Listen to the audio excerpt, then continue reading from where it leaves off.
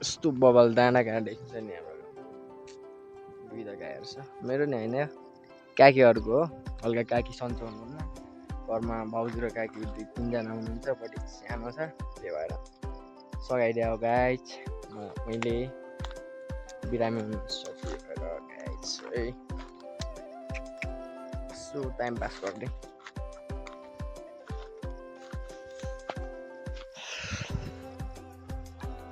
गाईहरू चरिरहेछ क्या छुट्टिँदैन क्या दुईजना बराबर चरिरहेछ दुईवटा चाहिँ गाई छ एउटा सोच्दा फेरि एउटा चिज आउँछ जुक्का क्या जुक्का भन्ने हुन्छ नि जुक्का तपाईँहरूलाई देखाउनु गइरहेको छु म जुक्का यस्तो हुन्छ कि गाई जुक्का देखाइरहेको छु मलाई त्यो टोकिरहेको थियो भनेको गाई त्यो चाहिँ जुक्का है मेरो खुट्टामा देखिरहनु भएको के हो भनेर फेरि बनाउँछ टोकिरहेको रहेछ यस्तो टाँसिन्छ नि गाई जुक्का मलाई त च्याप्प पारेर जान्छ पत्ती लाग्दैन क्या मलाई घिन पनि लाग्दैन किनकि गाउँमा यस्तो तन्नै हुन्छ नि त जतिखेर पनि खान सक्छ यसले यसरी छोडिदिएको भने जीवन दानै दिएको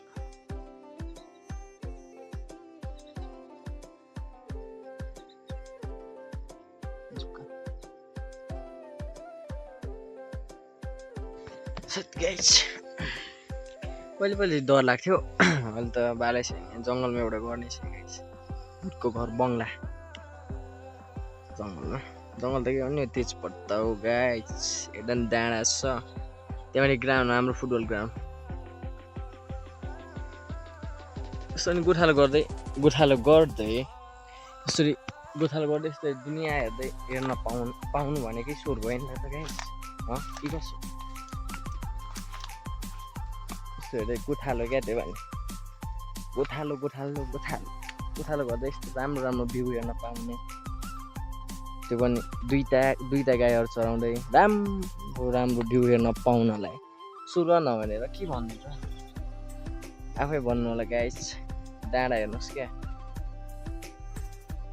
स्वर्ग हो क्या गाइस स्वर्ग यस्तो बवाल छ नि गाइस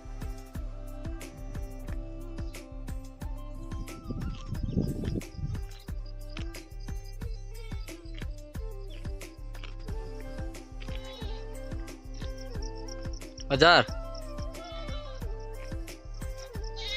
ल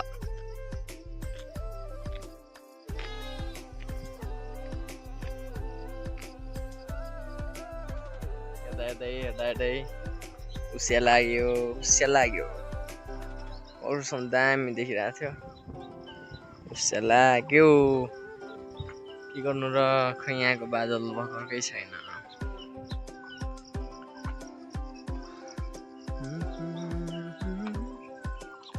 कोइली गाइस तन्नै हुन्छ है हाम्रो गाउँतिर कोइली दामी कराउँछ नि आवाज आइरहेछ नि माथिबाट के गर्दै यहाँ गाइस पानी चाहिँ यहाँनिर कुवा छ हाम्रो गाउँको कुवा है गाइस त्यहाँ पर्छ तपाईँहरूले देखाउनु सक्छु त्यो रुख ढल्न आँटेछ क्या त्यही भएर डर लागिरहेछ त्यतै कोइली गरेर त्यो सुकेको डालमा छ गाइस कोइली त्यो सुकेको डालमा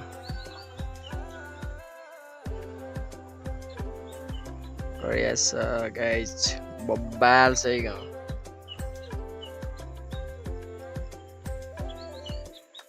गाइस गोरु त्यहाँनिर पुगिरहेको रहेछ माथि कुवान देखाइदिन्छु गाइस पानी निस्किनु पर्ने सल्का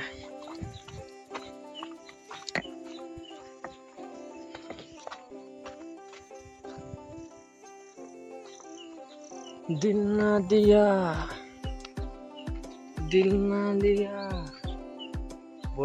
बोलो ना क्या किया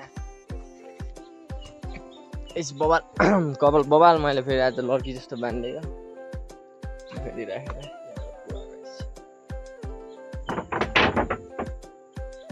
पानी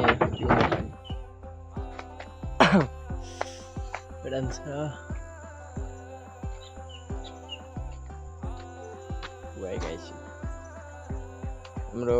आफ्नै कर्सा बालीमा उत्पादन भएको वर्षौं यही माथि अघि कोइली न्याउली कि कोइली हो न्याउली पो त गाइस न्याउली यहीँ बसिरहेको थियो